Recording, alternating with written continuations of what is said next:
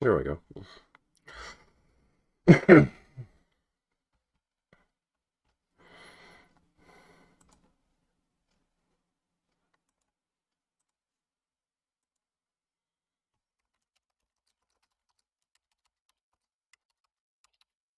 Eleven.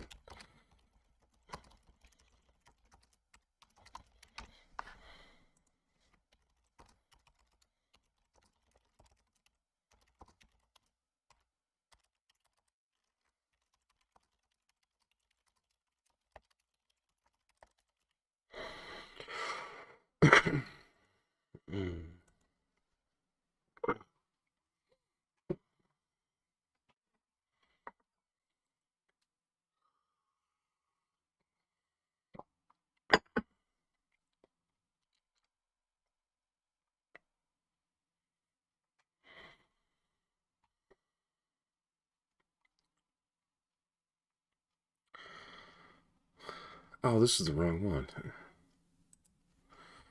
isn't it?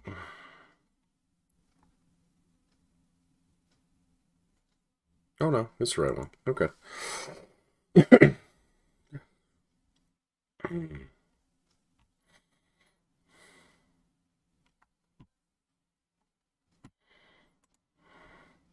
Hey Dean, how are you, buddy? What's new? What's exciting?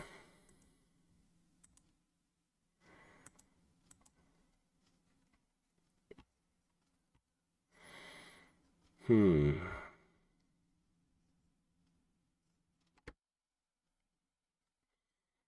Hey Daisy, how are you? Good to hear. No, nothing new here. So just getting towards the end of the semester. So hey Marcus, how are you? Brandon,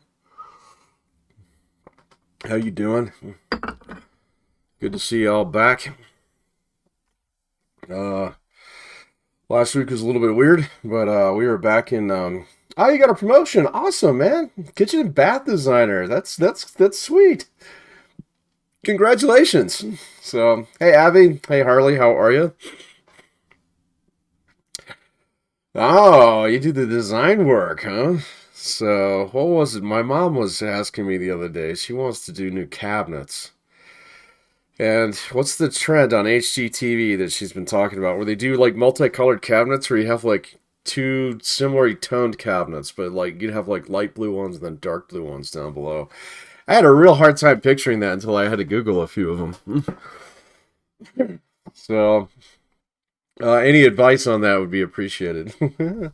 So, Gavin, how are you? Matt, good to see you. So, well, we are back here for one of the last few live streams that we have left. I was just looking at the calendar. We're getting short on time here, folks. So, here we are. It is Module 5 wrapped up last night, if I'm not mistaken. Yeah, and so here we are, Module 6. And so, one thing with Module 6, and I'll have to post a kind of a to-do list here. I don't know if I did that for the last module. I might have forgot. Let me see. Might have been slacking. No, I did. Okay, so Module 5. Yeah, March 28th, of course, which was last night. All right, I wasn't slacking. I thought maybe I was. So, two-tone, yeah, okay, all right. So we'll check out some ideas on that one.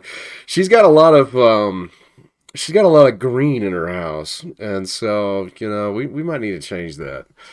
So of course, which means I'm gonna have to do the painting.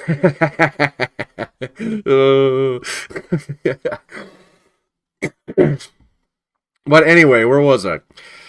So yeah, we are on Module 6 now. Module 6 has got a little bit extra work in it. So with Module 6, same routine as before. So Chapter 11 and 12, homework and quizzes. But for this one, we also have this critical thinking case. This is the second one.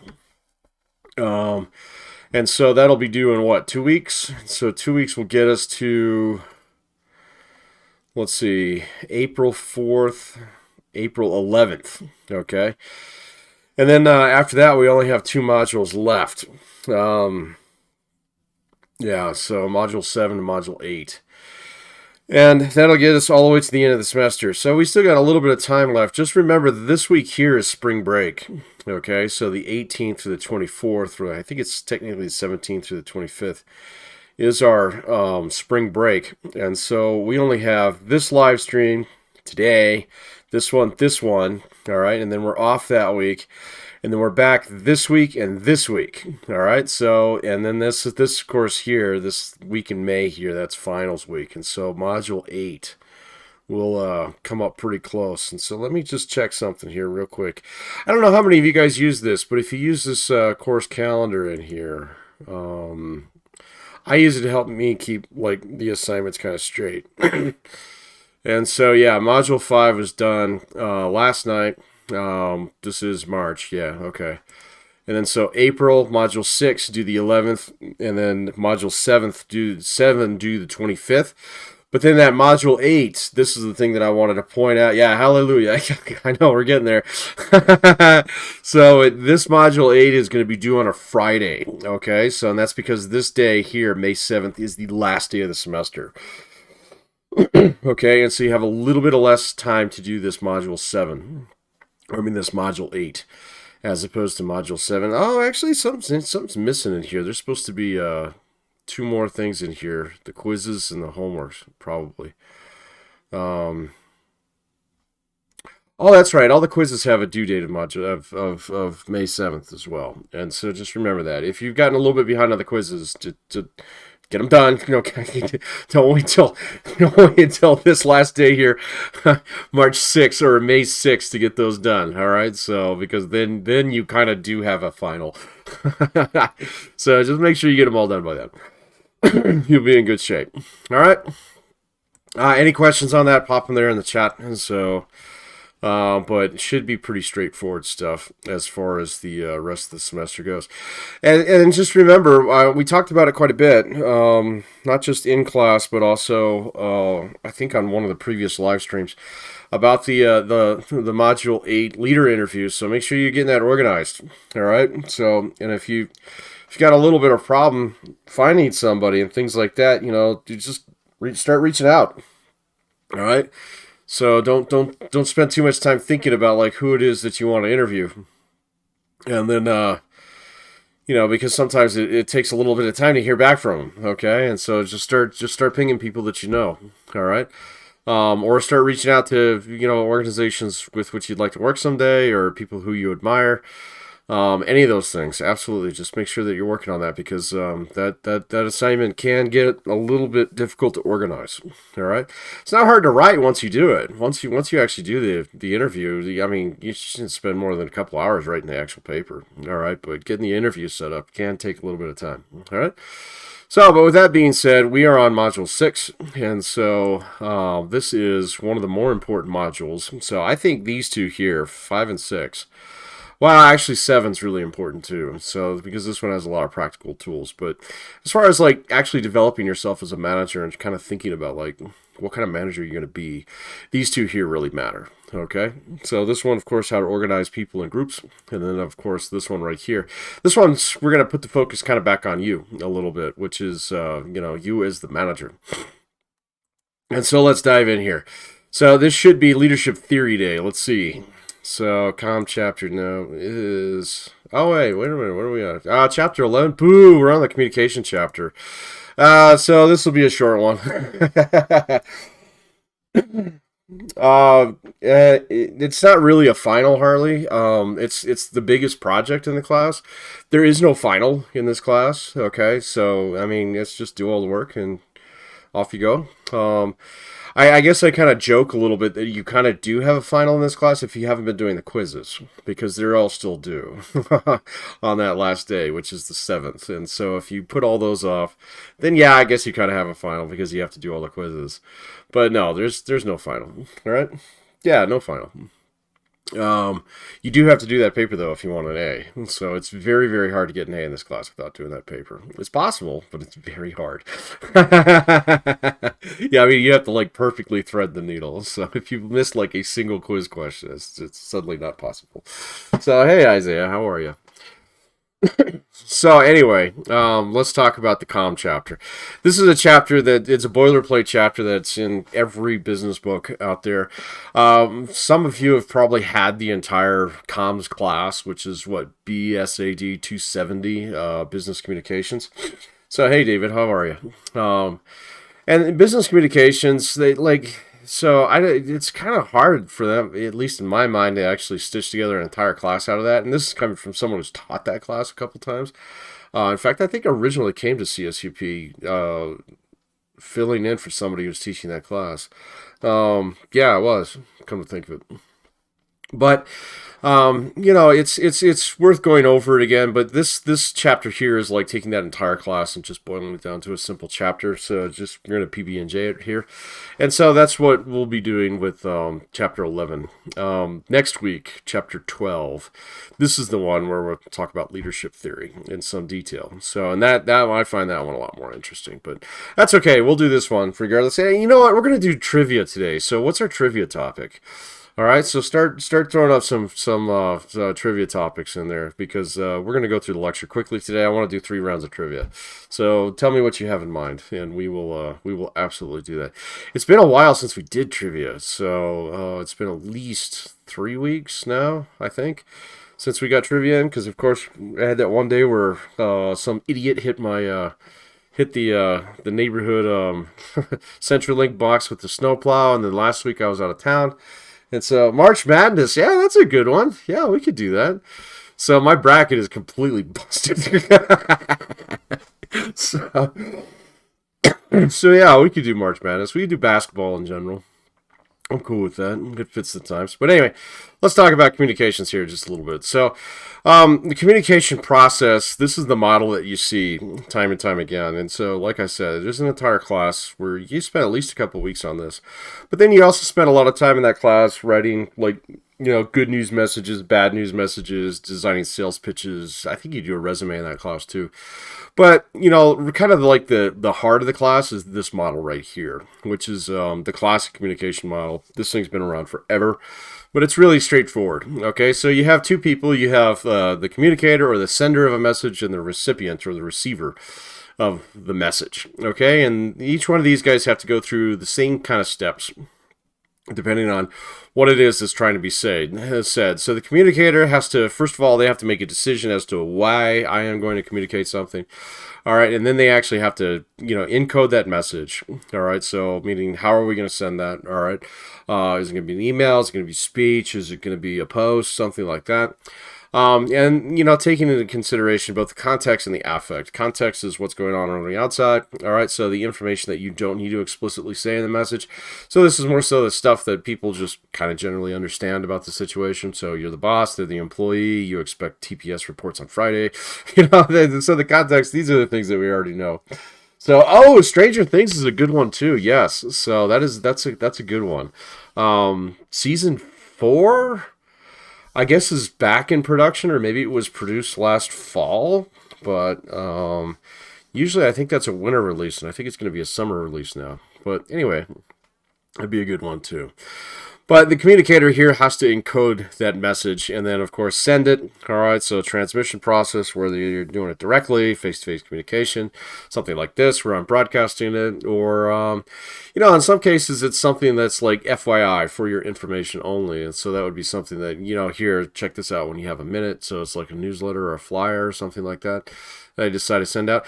And then the recipient has to kind of go through the same process, just in reverse. So they have to take a look at what you wrote. They have to think about the context. They have to decode your language. And then, of course, they take in kind of their meaning. Okay, and then the one thing that the recipient does that the communicator does not do is provide feedback. Okay, and so feedback comes in a lot of different forms, and this is kind of important to think about in terms of being a manager. All right, because if you're telling your employees to do things and they don't do that, that's actually feedback. All right, and so you say, hey, mop the floors before you guys leave, then and lock up for the day, and you come in the next day. And there's no, the floors are all dirty. That's feedback, all right? Typically, when you get something like that, managers make this mistake where they kind of jump into this whole mindset. Well, there's obviously something deficient about my employees. Okay, they didn't do what I told them to do. All right, that is usually the wrong thing to take. That's almost not always, but usually the wrong conclusion to jump to. Okay, if you tell people to do things, all right, and then they don't do them, 9 times out of 10, that's going to be some kind of communication problem. All right, so either you weren't clear, they're getting mixed signals, from you and say, like, you know, someone else who's managing. So you got two shift supervisors, something like that. So they're not sure who to pay attention to. In some cases, they'll be, you know, not just confused at the message itself, but they'll be wrapped up in like the context behind it. So now mopping floors is kind of a hard one. You know, that's pretty straightforward. But there's a lot of the communication that you're going to be participating in as a manager where, you know, it's not really clear what needs to be done. Okay. And so maybe they just need a little bit more clarity on something. So oftentimes as managers, we'll kind of jump into, you know, well, I'm going to tell people to do this because I already have their outcome in mind. I already know what I want them to do. All right. And then when they don't do what I have envisioned for them doing, typically I can think that it's a they problem, when really it's a me problem because I'm not very good at articulating what it is that I want. Okay, so, you know, and that's that classic thing. It's like, well, what do you want me to do? I don't know, do better. You know, kind of thing that you'll run into from time to time. Where, you know, okay, what do you mean by better? Does it mean sell more? Does it mean, you know, work harder? Well, and that's the classic one, too, is, well, if you just work harder, and nobody ever really says what that means. What does work harder mean? Does it mean that you, like, concentrate more? Does it mean that you spend more time on this? Does it mean that you don't make as many mistakes? What does that actually mean? All right, but really when it comes down to it, nobody's very good at defining that because they know in their mind what it means to work hard. Just like you do. You know when an assignment's putting you kind of through the ringer and you know, oh man, this is really hard work. Or those of you in athletics and stuff like that, so, you know, you can do, it's like certain victories are much harder to achieve, and so you do have to work a lot harder at it, and you know what that means. Okay, but if you try and articulate that to somebody, they don't really know. Okay, and likewise, you're going to find that's true on the job. All right, so there's going to be certain points in time in your working career where, yeah, you're going to have to really put your shoulder in the wheel, and it's going to hurt. All right, so you're going to be exhausted and things like that. But when it's done, you feel pretty good about it because, hey, I worked really hard on that. All right, but then really when it comes down to it, that's only because you experienced that. And so if you're going to try and take that experience and translate it to somebody else and say, well, just work harder at something, well, that you understand right off the bat, that's going to mean something completely different to them than it does to you, because of course their context and their idea of hard work is different than yours. And so that's just an example of the illustrate. That's just an example that kind of illustrates all the difficulties that go into this process. But at the same point in time, I do want you to consider the fact that, you know, usually when you tell employees to do something, they don't do it. It's a communication problem. It's not necessarily that your employees are defective or lazy or whatever. I mean, that's of course what everybody likes to hear, all right, so as a manager, because it means, well, it's obviously a them problem, not a me problem. And usually as manager, it's a you problem. All right, and so keep that in mind. You know, the feedback is it comes in a lot of different forms. It's impossible not to give feedback. So if someone tells you to do something, you decide not to do it in some respects, well, they're going to notice the fact that you didn't do that. That's feedback. If, you know, they tell you to do something, you go, well, I can't do that because blah, blah, blah, and you voice that, that's feedback. All right. So, you know, watch out for this, the feedback in particular, especially when you're not getting the results that you desire. Okay. So your employees are going to tell you that one way or another. All right. Also watch out for noise. All right. Noise is just all the BS that goes on around the entire communication process. I think a lot of managers are really good at generating their own noise. Okay, so if you've ever had a boss who like told everybody to do one thing, but then pulled you to a side and said, "Well, I told everybody to do this, but I really kind of want you to do this instead," that's noise. Okay, or likewise, if somebody's not very clear and everybody's kind of looking at each other, it's like, what did he say? You know, well, I think he said blah, blah, blah. Well, okay, there's noise too. So there's a lot of different ways in which that gets introduced into the mix as well. All right, so types of communication and organizations. Actually, let's do some March Madness here. So let's do a little bit of trivia here. Well, basketball trivia in general. We can do NCAA basketball. I don't know. We got to stay away from some of the more esoteric. I mean, I'm not going to ask you, you know, who made it to the Final Four in 2016. You know, something like that. That'd be silly. But we'll see what we can find. Oh, here we go. No, that's too specific. No, way too specific. No, way too specific.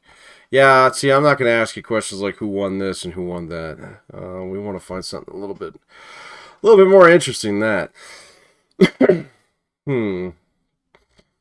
Maybe some history ones. Maybe. No, I'm not gonna ask you these. Um, no. Yeah, see, I was voted ACC Player of the Year 1954. Who am I? How many of you know who Dickie Hemrick is? I don't, so I'm not going to ask you that.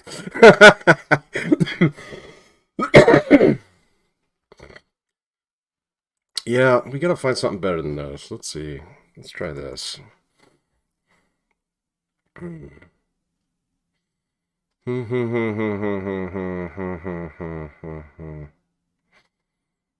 uh, this one looks interesting, but it's not giving me any answers. Hang on just a second.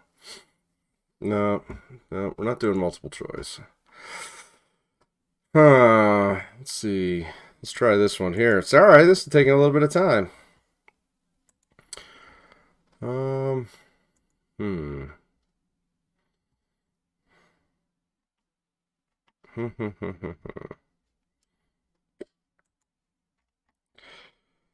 All right. One last try here.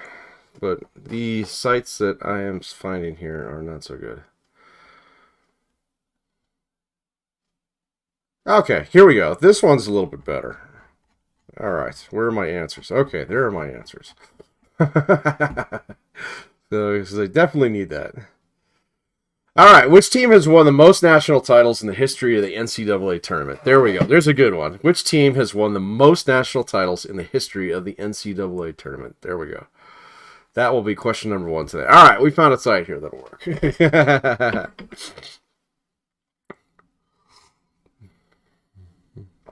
Most national titles in the history of the tourney. Who is it? Matt, you got it. It's UCLA. So, Jeff, that was not a bad guess. So, right there. So, and they are definitely on the list, but the one that I have as the answer is UCLA. So, Stanford, Kansas. No, it's UCLA. So that's what I got. In fact, let's go ahead and let's check the veracity of this site here. Who has won the most NCAA basketball championships? UCLA with 11. All right, cool. All right, so I think this site is being straight up with us. So congratulations on that one there, Matt. So you got yourself free quiz or homework. Just email me, let me know what you want. I will take care of that. So, but back to the communication process. Let's talk about different types of communication. So most communication, you can break it down to like 2 large families of communication, oral and written. Okay. There's an old adage out. Yeah, so close. I know. So you were close, but yep. He beat you to the punch there. So just by probably a microsecond, or maybe he's got some killer upload speed that I don't know about. Who knows? I bet you if you did this on your phone, you could probably beat everybody. Come to think of it, especially if you had a 5G phone now. I don't know if that's exactly how that works, but whatever.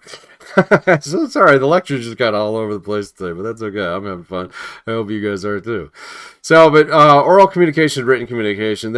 So there's an old adage that, you know, like, and we'll get into this a little bit more in greater detail next week when we talk about leadership theory, but really there's only like 2 skills that are common amongst all great leaders, okay? And, you know, this is true regardless of kind of which direction you look at them from. So whether it's more of a historical perspective or a social psychology perspective, or, you know, in some respects even cognitive, or clinical psychology, and that's an above average ability to speak and an above average ability to write. Okay, so now there's a lot of things that we'd like to see in our leaders. Okay, we'd like to see people who are, you know, morally upstanding.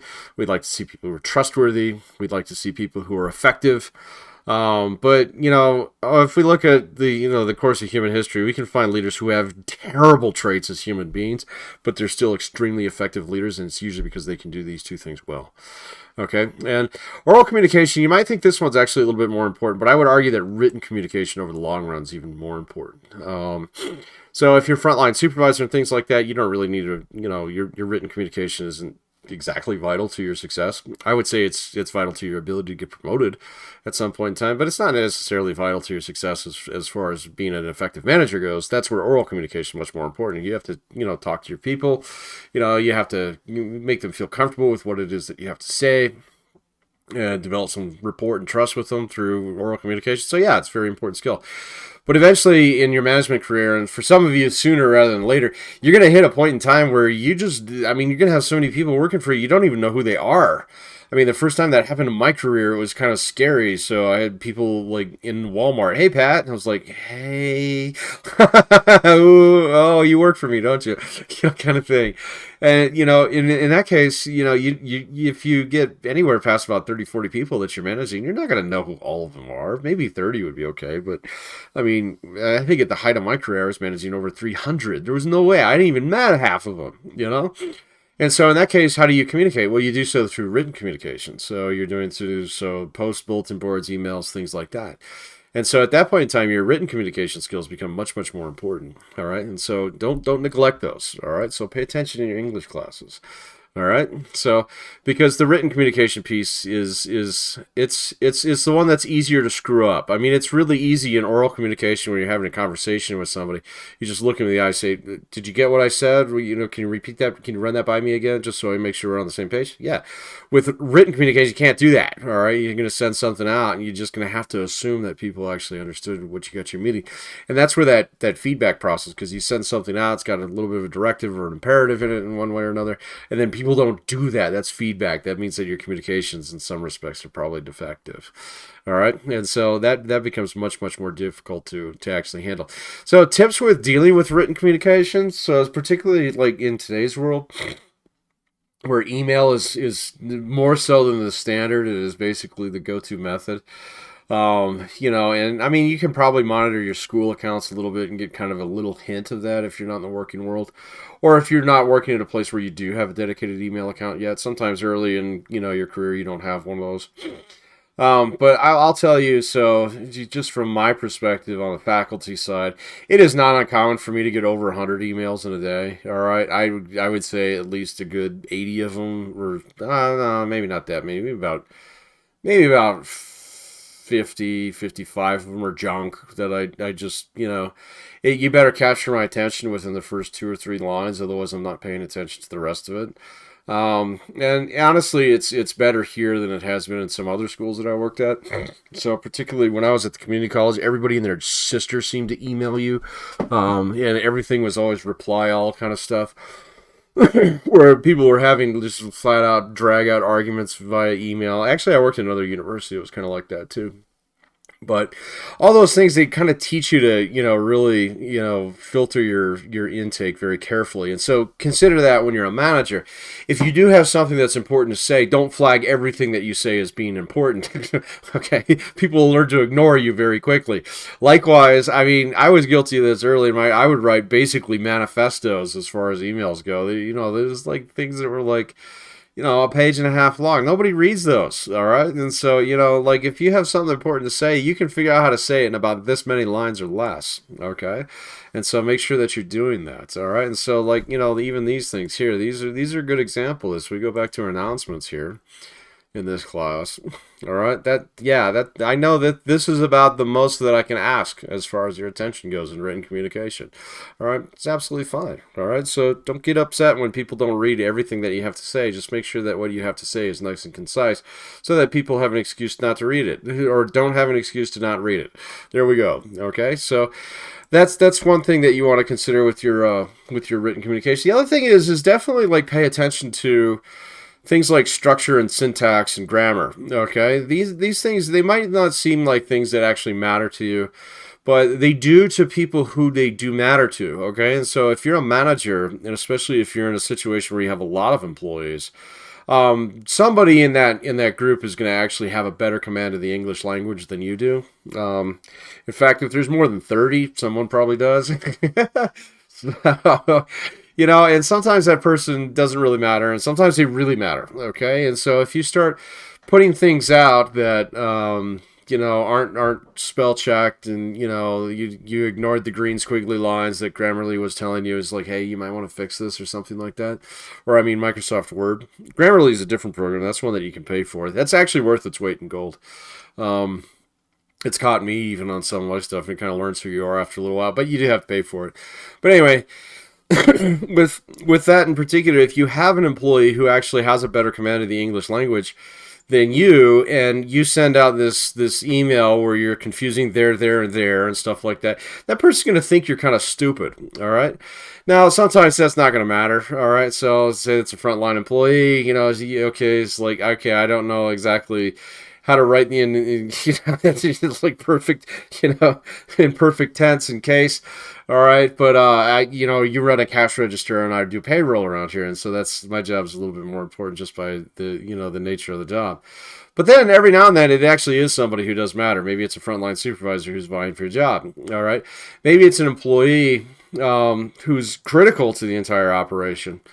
All right, so in terms of just like either the knowledge that they have or the respect they command or something like that, and if they think poorly of you based upon the fact that your emails read like a mouthful of broken teeth, so, they're not going to respect you, and that's the real problem with that. All right, and so tighten up on that stuff, pay attention to it, because you don't. I mean, respect is hard enough to get, and it's really easy to lose, and so that's kind of low hanging fruit, and that's a good way to lose respect amongst a lot of employees if you're not paying attention to what it is that you're writing, and you're not keeping it clean and things like that, and tightening up on your grammar. If you can't be bothered to spend an extra 4 or 5 minutes proofreading your emails before you're shooting them out left and right, then I can't really help you in terms of well, what do my employees respect me? It's like, well, obviously because you don't respect them, So spend a little bit of extra time, clean up your communications, and it will become a problem. All right, and so yeah, don't leave easy wins like that hanging out there. Make sure you're taking care of that stuff, especially in written communication, because it does matter. And I speak from experience on that one. I've worked for some people who are pretty powerful dudes, all right, who have made a lot of money. And, I was reading their emails and it looked like it was written in crayon, basically. And I mean, instantaneous, I was like, really? Why are you in charge here? And I'm sure there were other reasons for why they were in charge that were perfectly legit and rational. But at the same point in time, I didn't see those, all right? All I saw was the email. And so this email here is like, can you not be bothered to actually use periods, kind of thing. It's like, all right, fine. I mean, obviously my time isn't worth the fact that you can run this through the spell checker. So I know where my place is around here, and yeah, so that represented an erosion of respect, which in one case was legit. The other one not so much, but still at the same point in time, that's how I felt about it at that time. All right, so those are the different types of communication. Let's talk about the different things that actually affect communication. I don't want to get into this too much because you can read some of this stuff. The one thing that I did want to talk, there should be a thing in here. Yeah, channels. All right, I want to talk about these because this should be the one where we're talking about the grapevine that's in here somewhere. Or maybe not. Where is that? There's challenge communications. I know that's in here somewhere. No. Hang on just a sec. We want to talk about gossip. I know that's in here somewhere. Maybe I skipped it. No? Okay, well, maybe not. Maybe they took that out. Oh, well, we'll talk about it regardless. We'll do channels here. But I think I owe you a trivia question first, so let's go ahead and do that. Well, let's see.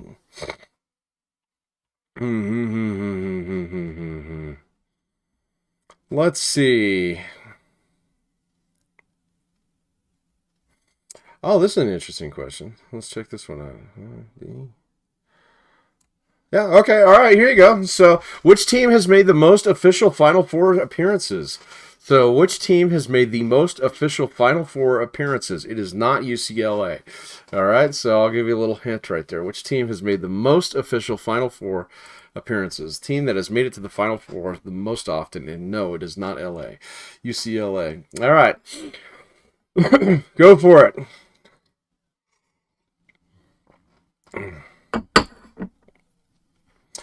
Yes, it is Duke. Good job there, Jeff. You banged that one out right. You were probably like waiting on the keyboard, right? So good job. Yeah, no, Gonzaga is not a bad guess, but no, that's not true. It is actually Duke. So it is Duke on this one. So good job. So, so who got that one first? Jeff, you got that one first. So good job on that one. So just ping me, let me know what you'd like. And we'll do one more question here in just a second. Let's see. What are we going to talk about? Yeah. Yeah, they have to have at least one record. Come on, man. It was that one. So, all right. Major channels of communication, and I want to talk about gossip here just a little bit today because it is something that actually. Oh, Harley says on Google it says North Carolina has 20. Ooh, I wonder if my website is incorrect. Hang on, let me double check here.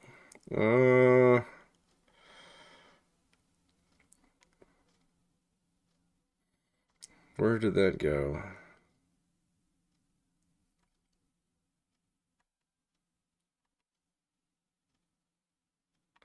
Which team has made the most Final Four appearances? Oh, okay. Oh, actually, this might be out of date because this one says with 18. So the answer is Duke. All right. Well, shoot. It could be wrong, though. I don't know. Let's check it out. All right. Which team has the most Final Four appearances? So Google is so cool. So, oh, look at this. These guys say Kentucky. Ooh, okay, something's wrong here. All right, so because somebody else said Kentucky on here. Ashley, you said Kentucky. So, and then you, Harley, you said North Carolina. So this is from the actual NCAA.com site. So I think NCAA tournament appearance. No, we want Final Four specifically. Appearances by school. All right, let's do the Wikipedia thing. 20 with North Carolina. Kentucky, UCLA at 17. Duke is down here at 16. Okay, now my total Final Four appearances. Now this website just lost all my faith and confidence here. All right, so we're going to give it to anybody who answered these here today. Let's see. So that would be Duke. Since I gave it to you, so that'd be you, Jeff. And then let's see. Ashley, you said Kentucky. And then who said North Carolina? Harley, you said North Carolina. All right, so I got to give it to you three on that one. All right, so the website screwed me on that one, but you got paid regardless. So just email me, let me know what you like. So, but we have to go with the official source here, which of course is the Wikipedia. So, how many of you have professors still who say don't use Wikipedia? I remember. Okay, so my school days were before the Wikipedia. But I remember when I started teaching. What was it? I've been teaching college since 2010, and I was teaching high school back in 2008, and we had this like whole like mantra: never ever use Wikipedia, blah blah blah. You know, it's terrible and stuff, and anybody can write whatever they want on there, and it's just not true. It just doesn't work like that. You know? So if you don't believe me, go try and change Hitler's birthday. You can't do it. Oh no, Wikipedia is fine. I don't know. Other professors might still have beef with it, but I use it all the time, even in my research and stuff. It's always like one of my starting places because you go in here to the Wikipedia, and then if you don't believe what it says, you go down here to the references. Okay, so this is an exact reference right here that you could pull from a library. NCAA digital, yeah, that's perfect. You know, so look at that, it's pretty up to date too. So you know.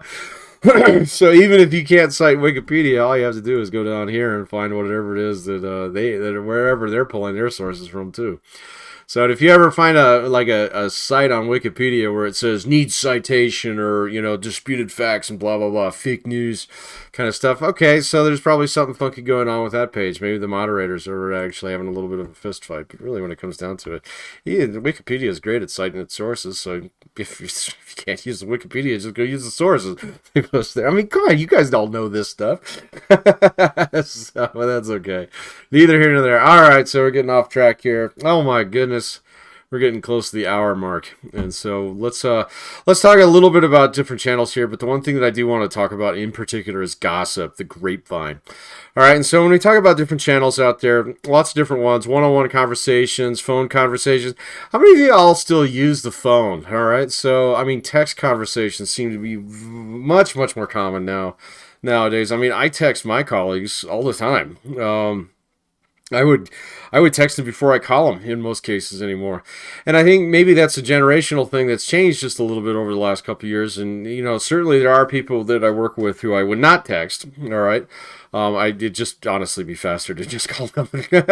So, but really when it comes down to it, sometimes you're going to be working at a job where you're going to be forced to start using a different medium, one that you're not necessarily used to. And phone conversations are still exceptionally common, especially in kind of any kind of call center. It's called a call center for a reason, or something like that. I noticed this with my mom in particular. She is absolutely not comfortable dealing with anybody in any way that's not related to, the phone. Okay. So to the point in time, we've had to train her over the last couple of years. It was like, do you recognize that number? She said, no. Then don't answer it. It's not somebody calling you because they want to chit chat. It's somebody calling you because they want your bank account, or they want you to drive down the street and go pick up half a dozen gift cards and send them to some place, that you've never heard of. So don't do that. All right. But still, at the same point in time, you are going to be put in situations where you're going to be expected to communicate in ways that are not comfortable with you. Okay. Phones just might be one of them. Another one, if you go into any kind of like formalized government work and stuff like that, or if you have to go to like any kind of board meeting or something, the first thing you notice is that the communication process is very, very odd in some of those things. They use Robert's rules in some cases. And if you're not familiar with parliamentarian procedure, you might be like, well, what kind of meeting is this? But understand that it's just forcing you into a different communication channel at that point in time. There's reasons for that in those cases. So that those, some people do prefer the phone calls or the FaceTime, but, understand that, like, when you become a manager, oftentimes you don't get to choose which way in which you want to communicate, all right? So you're going to have to meet people where they are, all right? And so, like, if you have employees, hey, just text me. Okay, fine, I'll just text you, or things like that. And if you try and force people into your communication channel, typically you're going to have a harder time actually, like, getting them to follow your communication channel than it will be for you to actually just adopt theirs. Okay. little pro tip right there for you. Now, if people want to be communicated with in multiple different ways and things like that, all right, that's a little bit problematic. But really, when it comes down to it, your organization is going to have kind of an established way of doing things. Just go with the flow on that one, all right? So, because if you start coloring too far out of the lines, people get a little bit nervous about it, all right? So, same thing with video conferencing and stuff like that. Oh my gosh, I think we're all thoroughly sick of Zoom and stuff like that now. I'm tired of seeing cutesy backgrounds, and I'm really, really sick of people who still can't figure out the technology at this point in time. I mean, I understand it on a certain level, but it's like, really, have you been doing this for the last year or not? Okay, kind of thing. And so, in some respects, I think that it's probably here to stick around for a little while. But I think I was talking about this on Monday too, or last Wednesday via Zoom. Of all things, is that I think in the future, and particularly over the next couple of years, people who actually are willing to do the face-to-face things and do the 8 to 5 grind, and not necessarily say, oh, I want to work from home for 3 days a week. I think the people who are willing to meet employers where they're at are probably going to be more competitive over the short run. People who are a little bit more demanding in terms of, well, I want to do this, but I want to do so on my own terms. I think you're going to have a little bit of problems over, the next couple of years until the people who are actually, 100% committed to showing up to work every single day, putting in 10-hour days, putting up with an hour commute on either end or something like that. Once those people have basically found homes in the workforce, then there will be more opportunities for individuals like me who, I don't know, I'm pretty committed to doing the 2 days to 3 days a week thing now. I just love it. So, but I can afford to do that. All right. So I don't think everybody out there can. All right. And so maybe some of this will become a little bit more routine in the future, but I don't see things transitioning to solely that. I know that there's organizations out there like Facebook and stuff who have committed to 100% remote work. I'd be surprised if that policy is still in place in 2 or 3 years. I'd really be surprised. Okay. I'd be pleasantly surprised, but nonetheless, I would be surprised. All right. So the next thing, public speaking, any kind of presentation stuff. This is a killer skill right here as a manager, because that's basically what you're going to be doing all the time. So if you have classic and course presentations where the presentation is optional, if you're a serious manager, or want to be a serious manager someday, those presentations are no longer optional for you. You should volunteer for every last one that you can, because public speaking is something that does take some practice, particularly if it's not something you're terribly comfortable doing. So use every opportunity that you possibly have to get in front of an audience to do so. All right. So presentations are an easy one. The other one that's actually a pretty easy one is think of every single interview, especially if it's a panel interview where there's 3 or 4 people on the other side of the table who are making a decision about whether or not they're going to hire you. That is a group presentation. So make sure that you get as much practice doing that as possible. So you say, well, should I go out and apply for jobs that I don't have any intent of getting? Yes, absolutely. Do it. It's good practice. All right. So, I mean, you might feel guilty a little bit while I'm wasting their time and maybe I'm taking somebody else's spot. You know, you're not. Okay. So, I mean, the whole hiring process, the way that it's set up in some respects is absolutely, messed up as is. And so, I wouldn't feel bad about that. Or if you do, then go to the Career Center and start doing mock interviews. Okay. So, because that's a presentation to a small group. The better you get at it, the more comfortable you get at it, the less people will notice it. All right. So, I mean, think about the group presentations you've seen at school. You can tell when someone is just excruciatingly nervous about it. All right. And so you immediately, like, one of two things happens in that situation. You immediately stop paying attention to the presentation. And it's just like this, oh kind of moment, where it's like watching a car wreck. You don't really want to watch it, but you kind of do because you just want to see how it goes. Or you develop this like real deep sense of empathy for that individual because maybe that like, oh man, that's terrible. I feel so bad. And then you try and encourage them. Hey, you're doing great. You pay extra super close attention and stuff like that. But all of that's just a reaction to their nervousness. It's not an actual reaction to their presentation. All right. So you want to get comfortable with this where nobody's paying attention to you specifically and how you're feeling and stuff. They're paying attention to what you have to say. Okay. And so that takes a little bit of time and it takes practice. There's no other way to get good at it. So you seek out every possible opportunity you can in order to present in front of a group. As a manager, it's going to be part of your job. All right. You're going to have to gather people. Hey, everybody gather around. We're going to talk about this right now. Okay. So you got to get comfortable with that. Public speaking to larger audiences. This is something that's a little bit more specialized. There will be situations as a manager where you're going to be a little bit of a public face. But depending on the organization, depending on what you do for them, that could have a lot of variance, all right, from one person to the next. I don't think I had to do any kind of major public speaking engagements until, oh gosh, I would say I'd been a manager for over 10 years before I actually had to do any kind of PRs type stuff. And even that was kind of rare. I mean, I got to be on a radio show once. That was kind of cool. But there was nobody there. Even though thousands of people were listening to this, nobody was in the audience at that point in time. But I had kind of gotten used to public speaking, even when I went back to my college days, because even when I was an undergrad, I was a TA for a while. And I do lectures like this one, all right? And so the first couple times that I did it in front of a lecture hall with 200-300 people, and it freaked me out, okay? But then after a little while, I realized, it's really not that big a deal. I don't know how I got to that point in time. But at the same point in time, it was definitely a skill set that has served me well down the road. And so find ways to do that. All right. If you want to present in front of the class, yes, I will give you the platform or something like that. That's absolutely fine. Nobody ever asked for that. But if you want it, I'll give it to you. So, but at the same point in time, if you do have opportunities to do this, get better at it. So there are specific groups out there that are designed to help people with this. I think the famous one is Toastmasters, which you can join. Every Pueblo definitely has Toastmasters groups, so they're all up and down. Any city of decent size, so we'll have a Toastmasters group in it where basically you give public speeches, all right, in front of large groups of people, and then they give you good critical feedback on them. All right. So I know, like when I taught in the community college, we used to send people to our local Toastmasters all the time. when they were having a little bit of difficulty with this. But understand that it's a skill that you either may use a lot or you may not use it very much at all.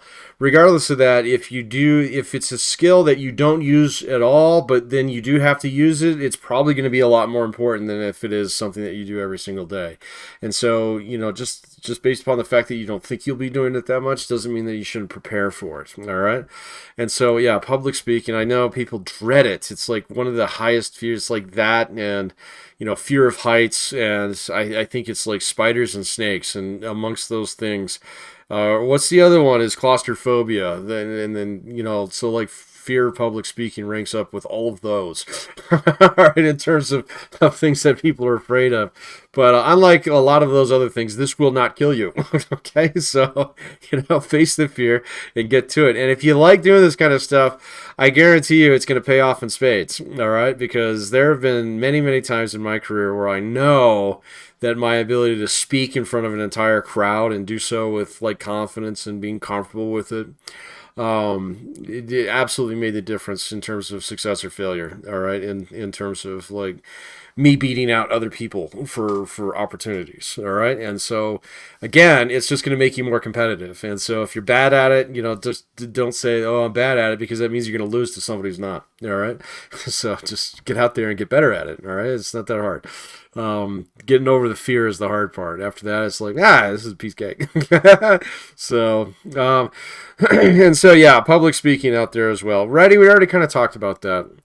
All right. Yeah, let's dive into some of the stuff that I want to just touch on briefly here. So, that's not book stuff. All right. So I'll let you read the rest of the chapter. All right. Or search it while you're doing the quiz, whatever. But there are a couple like challenges that you're going to face in terms of communicating that you really do need to kind of pay attention to as a manager. All right. The first one is and the one that I want to spend the most time talking about is the idea of the rumor mill, the grapevine, and stuff like that. Oftentimes I hear complaints from employees in the past, well, I didn't like working there because everybody was so chatty and there's so much gossip and people were spreading hate and discontent and rumors and blah, blah, blah. And look, that is a function of every workplace, okay? You will not work at a place where that is not going on, okay? Now, the question is like, how much of a burden is it in the workplace, all right? And so just a couple pieces of advice on this one right here. First of all, it's going to be a function of the workplace itself and the demographic makeup of the workforce, all right? If you have a workforce that is full of single people, you're going to have this problem, okay? It is that simple. If you have a workforce where everybody is middle-aged and married, this is probably not going to be a problem unless people are cheating on each other with each other, okay? So then that rumor mill is going to get going a little bit. But just understand, like the social rumor mill about who's going out with whom and, who's thinking about, anything that's family related, non-work related, that's just going to be a function of the demographics of the workforce that you have. All right. There's nothing you can do about that. All right. So you can't change that. All right. And so don't get mad at it. Don't necessarily tolerate it, but at the same point in time, understand that it's kind of like, it's trying to get rid of that rumor mill is going to be like trying to yell at the sun, hey, don't come up tomorrow. It's going to come up, whether you like it or not. All right. And so the question is, as a manager, how much of that do you engage in? The answer to that is zero. All right. You do not participate in that as a manager. As an employee, it is your privilege to participate in the gossip and the rumor mill. As the manager, you are not allowed to do that. It is not your right. It is not your privilege. Don't even think about it. So don't get involved in that whatsoever. People bring stuff like that up. Not my business. So all I do is work here and manage y'all. So I don't need to know what's going on outside of the office hours unless it affects office hours. That's your answer to that. All right. If you choose not to do that, and if you actually do choose to participate in that, okay, you do so at your own peril. Okay, so as a manager, you should have as much separation as possible from the personal lives of your employees as you possibly can. Some workforces are a little bit more lax on that, and it's okay to have Friday, happy hour with the boss and stuff like that. Go with the flow on that one. My inclination would be to never do things like that. All right, so it's going to bring in too much weirdness in the relationship, and people are going to try and find ways to exploit that, and you're going to get sucked into the social circles of your employees. And that's really what the rumor mill is about, okay? And not your business, all right? So that's the social rumor mill. The professional rumor mill is 100% your business. Okay, and 9 times out of 10, it is absolutely positively your fault that that thing exists. And so this is the one that you need to pay attention to. So when people are concerned and they're nervous about their jobs, who's getting promoted, what's going to happen to the department, what kind of changes are we going to make, whether or not you're going to stick around as a manager, whether or not we're getting raises or bonuses this year, all that stuff is all fair games. You need to pay attention to that as much as possible. Okay, so now here's the thing is that most of the stuff that's going on in that rumor mill is specifically designed not to reach your ears. Okay, and so you're going to have to find a couple employees who you place great faith and trust in, who will actually keep you informed about what's going on, what are the troops saying, so to speak. All right, so and in those of you with military experience, you know exactly who these people are. Okay, so they're your senior NCOs, all right, who pull LT aside, as soon as he shows up at the unit and says, "Hey, we're going to tell you how things really go along, what really goes on around here." Okay, and you know that the good junior officers who learn to pay attention to that are the ones who survive. All right, so as opposed to the ones not so much. All right, and the same thing is absolutely true on the workforce as well. When you get into a position as a manager, you need to think of yourself as an officer. You are separate from the troops in a lot of ways, but at the same point in time, you got to find a few of them who are going to keep you in the loop on these things, because these are really important things to know as a manager. If people are concerned and nervous about their job, they will express this to each other before they will ever even remotely think about expressing it to you. Okay, so if I'm concerned about my performance on the job and I'm not getting really good feedback, I'm going to go seek out an employee who does know what they're doing, and I respect their opinion. I'm going to ask them, "Hey, what am I doing wrong?" Okay, what you really want people to do is you want them to come to you as a manager. All right, but they're not going to do that because they have no reason to trust you. All right, with this information. Now, over time, hopefully they will, but in the beginning, they will not, and that's why the rumor mill is important for you to pay attention to, especially when it's professionally related. All right, so find a couple of people you can trust early on. There's no trick to doing that. It's just about putting yourself out there, and you might actually place your faith in someone who's absolutely positively going to take advantage of you. There's nothing I can tell you that will prevent that from happening. Okay, hopefully it doesn't. All right, and usually it doesn't. All right, so usually when if you're a new manager on a situation, you don't really know what you're doing, and you do find somebody who you just decide to put it out and say, "Hey, Bob, you've been here for 10 years. I know that I don't know anything about this. You seem to know quite a bit about it. Will you help me?" 9 times out of 10, that employee will be like, "Yes, thank you," rather than just try to figure it out on your own. Because a lot of managers try to do that.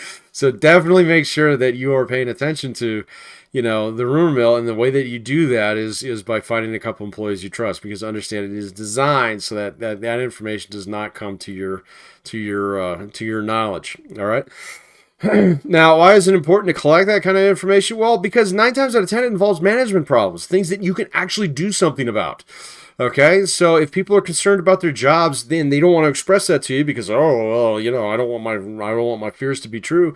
But you hear about that, and you don't even have to say anything. You don't have to say anything like, "Oh, well, I hear that a lot of you are concerned about your jobs." So don't even approach a problem like that. You approach a problem like this. So gather everybody around. Guys, I got great news.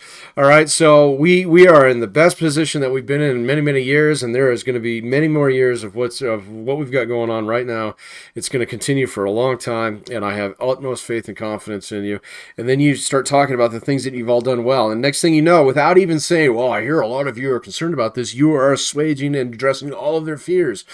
Without tipping your hand, that senior man Bob over here told you what was going on. All right, so and then people, "Oh yeah," they start feeling better about it. It's like, "Oh, that's good. I'm glad Pat, told us all that, blah blah blah," and you just kill off those rumors at that point in time. All right, because really, what is a rumor on the job? A rumor is just a stand-in for accurate information. That's all it is. All right.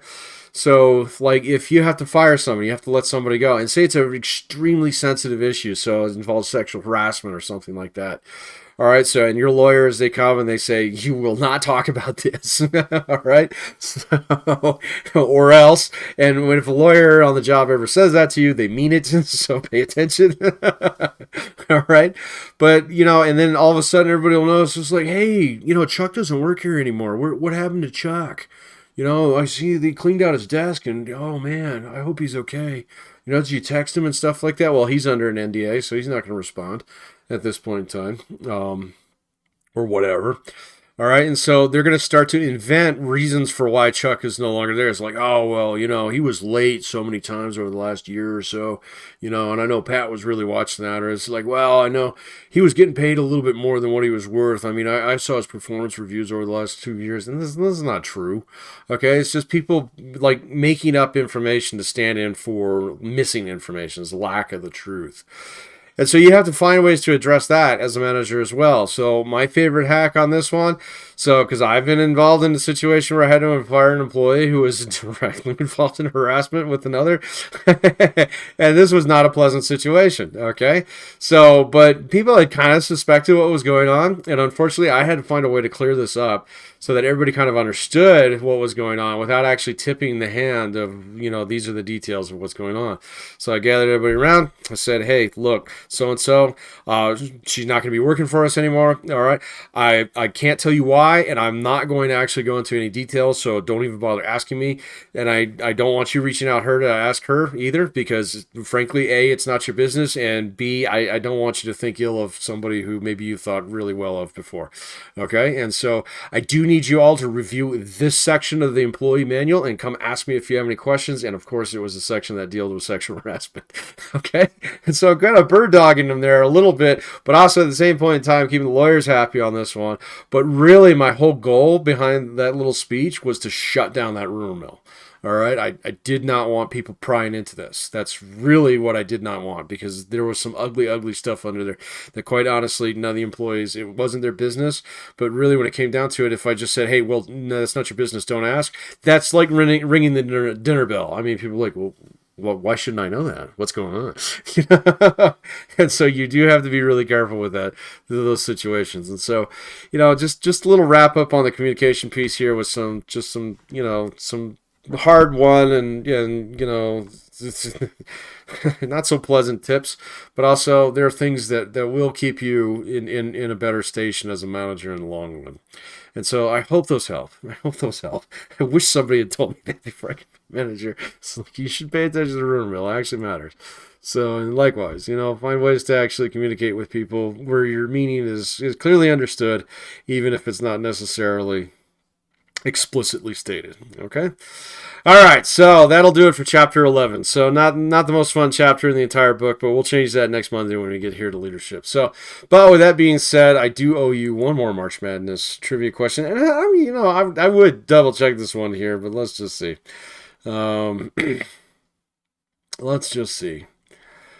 Man, oh man, some of this stuff is old. Let's not do that.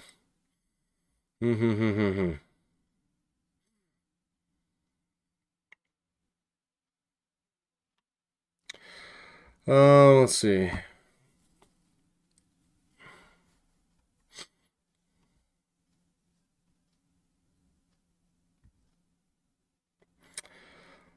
Let's see. No.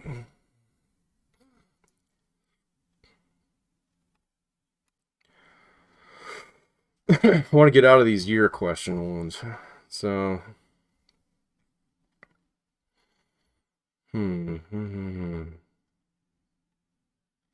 Oh, here we go. Oh, no, that's second most. I don't want to do that.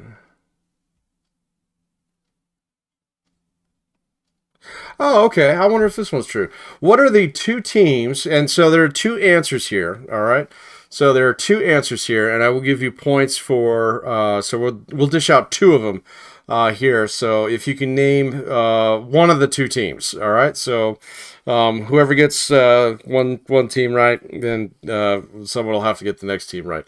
But there are only two teams to actually play the Final Four in their hometown. Which ones are they? Only two teams to play Final Four in their hometown. Which ones are they? So I hope this is right.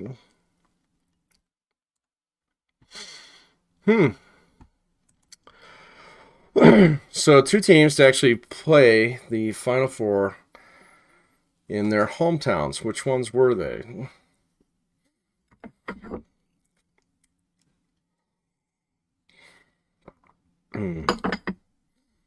Indiana. So, no, that's not one that I have. It's interesting, though. It's making me question this site here a little bit. But that's not what I got. Yeah, UCLA is one of them. So good job there, Harley. You got, well, actually, you already got one today. So good job, Abby. So UCLA is one. And who's the other? It's not Houston. So at least it's not the one that I have. Um, although I'm curious now. I'm not happy with this site. But let's see if we can get somebody else to get the other one. So it is a team that is routine. Yes, you. Well, no. Harley, you already got one today. You only get one per day. You know the rules. No, it's not Kansas. So it's not Kansas. There you go, Rihanna. It's Butler. You got it. Did you snag that one off, Harley? There. So, but those are the two that I have. It is UCLA and Butler. Yeah, okay. So, Andy, I got the same ones. Yeah. So, but looks like, yeah, I know, but you know the rules. we gotta give everybody a shot at the donut, so to speak. And you did get a bite off the donut today. So yeah, but no, those are the ones that I have. Is Butler and UCLA, and so Rian, you've got Butler, and then who got UCLA? On here, Abby, you got UCLA. So good job. Yeah. So man, we gave away a lot today. So there's five, and there's two, and three is five, and then one. So we gave away 6 of these things today. So this is definitely a good day. But next week, next Monday, yeah, we'll do Stranger Things.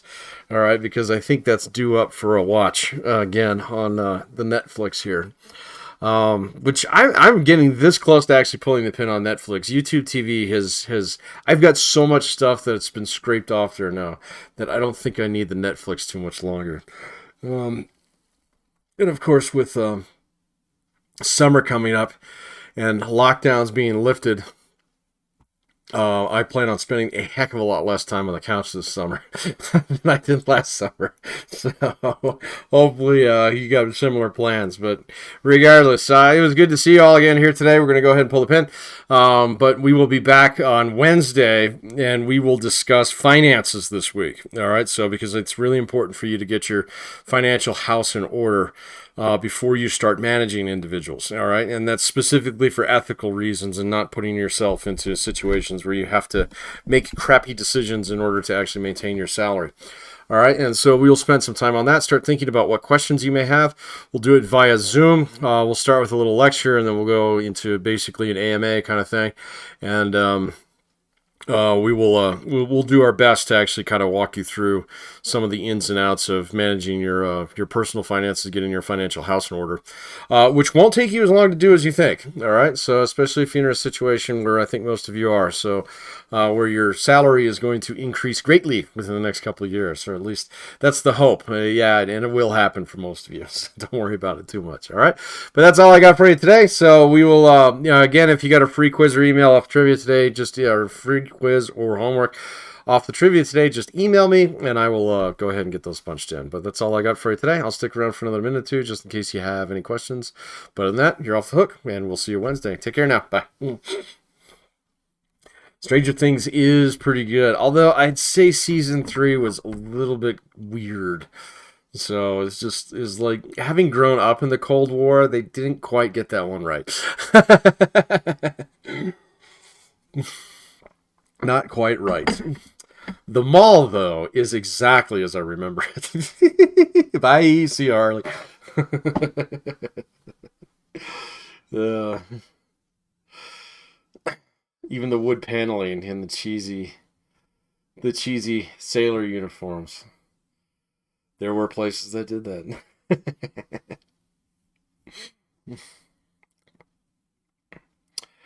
All right, we'll give it a minute here. If you got a minute, punch them in. Any questions in there? Otherwise, we will catch you all on Wednesday.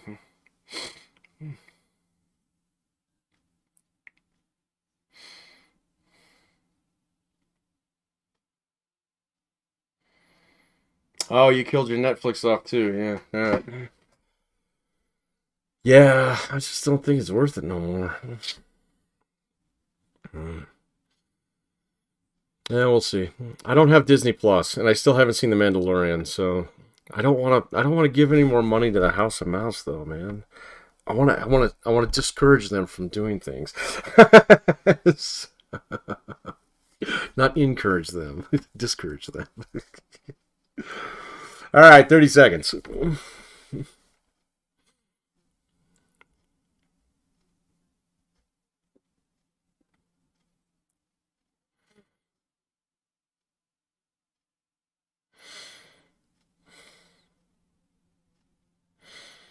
All right, 5, 4, 3, 2, 1.